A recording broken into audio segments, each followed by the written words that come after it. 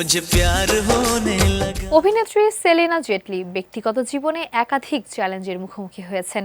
তিনি তার স্বামীর বিরুদ্ধে নির্যাতনের অভিযোগ করেছেন এবং বর্তমানে বিচ্ছেদের মামলা চলছে।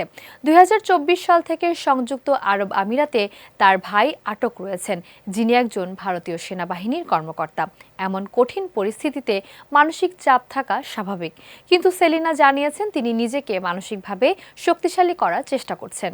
সেলিনা সম্প্রতি সোশ্যাল মিডিয়ায় ঝলমলে ছবি শেয়ার করেছেন এবং নিজের মানসিক পুনরুদ্ধারের গল্পও প্রকাশ করেছেন।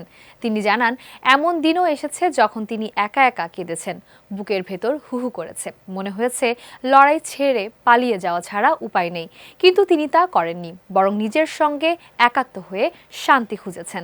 দিন যত গেছে ততই তিনি শক্তিশালী এবং আত্মবিশ্বাসী হয়ে উঠেছেন। এক ইনস্টাগ্রাম পোস্টে অভিনেত্রী লিখেছেন, যে রাতগুলো আমি একা কেঁদেছি তখন আপনারা ছিলেন না, আমি একাই টিকে থাকতে শিখেছি।